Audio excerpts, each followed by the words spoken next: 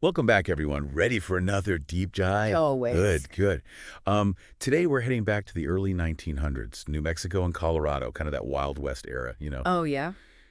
And we're going to try to figure out this guy, Santiago Garduno, Mm-hmm. Okay. left, a pretty dark mark on history. Right. The thing is, we're working with not a lot. Some court records, a few newspaper clippings. Interesting. It's almost like putting a puzzle together, but with like half the pieces missing. Yeah, that's what makes these deep dives so interesting, right? I mean, it's not just the story itself, it's what we learn about the times from what's missing too, Oh, right. Yeah. Like, imagine the justice system back then. Forensics were pretty basic and, well, society was just different. Totally different world. Exactly. And that all plays into how we understand Garduno's story. It's like we're stepping back in time, not just learning about one man, but a whole... A whole era. Yeah, Yeah. exactly. So who was Santiago Garduno? We know he was born in 1893, died in 33, executed, actually, in the electric chair. Hmm. But the years between, well, there are a lot of blanks. Oh, the sources are frustratingly silent about his early life. But honestly, that's pretty typical for back then. Record keeping wasn't what it is today. Right. Makes you wonder, though, what kind of childhood did this guy have? Exactly what shaped him. And that missing information, that tells us something about those times, too. We do know that before his New Mexico crimes, Garduno actually served time for murder in Colorado. Oh, wow. And there was another murder charge, but, well, get this. Key witnesses died before the trial could even happen. No kidding. Was it coincidence? Who knows? But Mm. it makes you think, right? Yeah, This was a time when, well, justice wasn't always neat and tidy. right. Makes you wonder. So it's the Truchas incident that really puts Garduno on the map in New Mexico. Hmm. New Year's Day, 1925, a dance party in Truchas, a small village north of Santa Fe. What party? Yeah, a fight breaks out. Mhm. Garduno, he pulls out a gun, shoots and kills Paul and Barella, and wounds his brother. Wow. And the Barella brothers, they weren't just anyone. They were respected members of the American Legion, veterans. Oh, so killing a veteran back then, that was different than just killing anyone, huh? Exactly. This wasn't just a bar fight gone wrong. This had social consequences. And yet, he's convicted of manslaughter, not murder. Right. Gets 9 to 10 years, which honestly seems a bit light for a killing, doesn't it? It does, but we have to remember, manslaughter back then, it was often seen as a killing without premeditation, a crime of passion. Mm. Murder implied planning, real malice, and sentencing was different then, too. Different how? Well, 10 years, that was a serious punishment in those days, not like today. Okay. But here's another twist. Garduno was paroled in 1930, 3 years early, Really? back on the streets.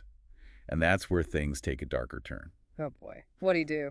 The sources don't really say why he did it, which I guess adds to the whole mystery of the guy. Was he just violent?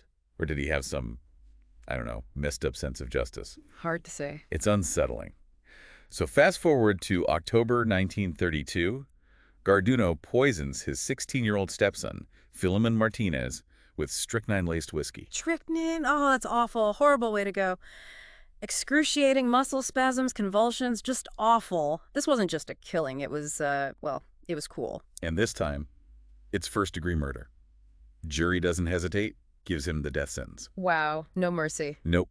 The judge, at sentencing, he says, "This is the third time you have been tried for taking human life. So far as this court is concerned, it will be the last." Wow. You can almost feel the community saying, enough. Yeah, and this whole thing, it really marks a turning point, not just for Garduno, but for how New Mexico dealt with justice. Makes sense.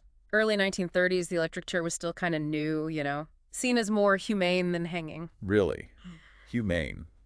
That's interesting. Right. It was a big debate back then. Still is, honestly. Right. And Garduno, he's right in the middle of it. Absolutely. Some folks, they saw it as a way to protect society. Others, they saw it as barbaric. Like state-sanctioned revenge. Exactly. Garduno was only 40 when he was executed. What do you think was going through his head in those final moments? It's impossible to know for sure, of course. But here's the interesting part. His last words were not what you'd expect from a guy convicted of multiple murders. What did he say?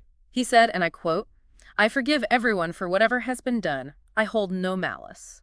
Wow. That's unexpected. Right. Peaceful, almost. So what do we make of that? Genuine remorse. Yeah. Or a last attempt to, sway public opinion. Mhm. Or maybe something else entirely. It's a question that's, well, puzzled people for a long time. It's like he left us with one last mystery to solve. Yeah. This whole deep dive has been full of them. Trying to understand this guy, what made him tick, what his story tells us about the world back then. It's like we're detectives trying to piece together this fragmented picture. Yeah. And maybe that's the biggest lesson here. Yeah. History isn't always neat and tidy. Right. It's messy, complex, and it leaves us with more questions than answers sometimes. Before we move on to the execution and what came after, what about these early crimes stood out to you? What surprised you? It's the manslaughter conviction in Crucis that really gets me. The fact that it mattered that he killed a veteran, it says a lot about the values back then. But then the sentence, the difference between manslaughter and murder, it shows how differently justice worked. It wasn't just what you did, it was the intent, the social context. Yeah. It really shows how much our understanding of justice has changed, huh? For sure. And as we go deeper into Garduno's story, we're going to see these themes of justice, punishment, social context. They keep coming up in surprising ways. Okay. I'm ready for the next chapter. Let's talk about that execution, the electric chair, the whole impact it had on New Mexico. So, early 1930s.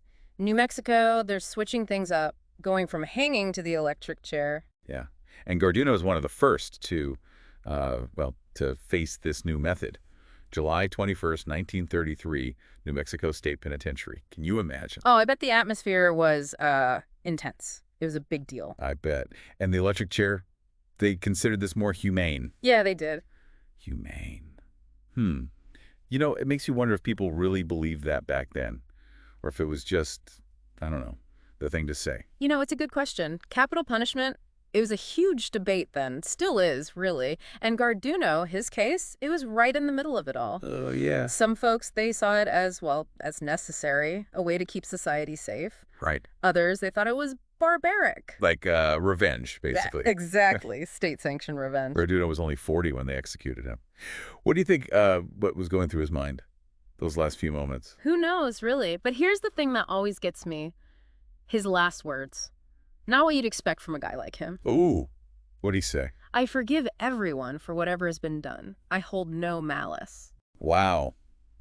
That's not what I was expecting. Right. It's almost like peaceful. So how do we interpret that? Genuine remorse. Maybe he was trying to, I don't know, manipulate people one last time. Maybe. Or maybe it was something else entirely. We just don't know. It's like he left us with one final mystery to solve. He did, didn't he? This whole deep dive has been like that. Trying to figure out this guy, what made him do the things he did, what it all means about that time in history. Yeah. Like we're detectives piecing together these little fragments of the past. And maybe the biggest takeaway is, history isn't always a clear story, is it? Nope. It's messy. It's complicated. And sometimes you end up with way more questions than answers. Before we move on to the execution and everything that, happened after, what about these early crimes? What stuck out to you? It's the manslaughter conviction in Crucis that really gets me. The fact that killing a veteran, that meant something different, says a lot about what people valued back then. But then the sentence, the whole difference between manslaughter and murder, it shows that justice wasn't the same as it is now. It wasn't just what you did, it was why. And, who you did it to. Yeah, that's a good point. Shows how much our ideas about justice have changed, huh? Oh, definitely. And as we dig deeper into Garduno's story, we're going to see these themes, justice, punishment, all that, they keep popping up in some pretty surprising ways. Okay, I'm ready. Let's talk about the execution, the electric chair, what it all meant for New Mexico. It's amazing, isn't it?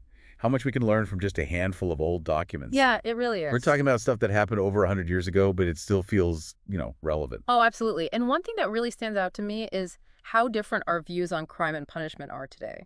Oh, totally. Like we were talking about earlier, manslaughter versus murder, the sentencing.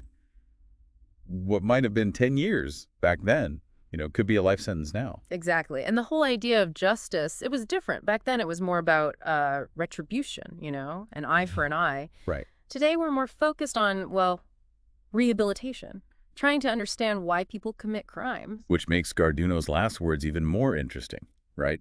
I forgive everyone. Do you think he meant it?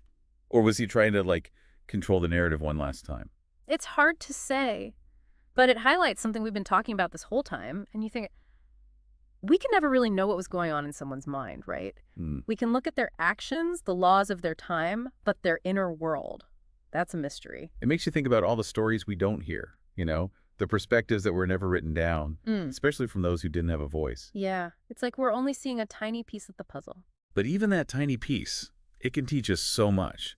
Garduno's story, even with all the gaps and the questions, it sheds light on a really important time in the Southwest. It shows us how the justice system changed, the clash of cultures, the fight for power and equality. It's all there. So what would you say is the biggest takeaway from all of this? What do you hope people remember about Santiago Garduno? Well, it's definitely a warning about violence and its consequences, but it's also a reminder that we have to understand the context. Garduno was a product of his time, just like we are all shaped by the world around us. It's like that ripple effect, right? One person's life, even if it seems insignificant, can have huge consequences that we might not even see. Exactly. And maybe Garduno's story can make us think about our own society. What forces are shaping us today? What does justice mean in the 21st century? How can we learn from the past to build a better future? Big questions, for sure. And it brings us to something we haven't really talked about directly: capital punishment. Garduno was one of the first to face the electric chair in New Mexico. It was supposed to be more humane, but is any kind of state-sanctioned killing really humane? That's a question people have been wrestling with for a long time, and there's no easy answer. Right. But by talking about these tough issues, by looking at different perspectives, and by remembering stories like Garduno's, we can have a more informed and compassionate conversation about crime, punishment, and, well, what justice really means. I like that. Well said. And on that note, we're going to wrap up this deep dive into life and times of Santiago Garduno. But as always, we want to leave you with something to think about. What would a world without the death penalty look like? Would it be safer, more just? Or would it leave victims and their families feeling like they didn't get justice? There's no right or wrong answer, but it's a question worth asking as we try to make sense of our own complicated world. Thanks for joining us on this trip back in time. Until next time, keep exploring, keep asking those tough questions, and keep diving deep.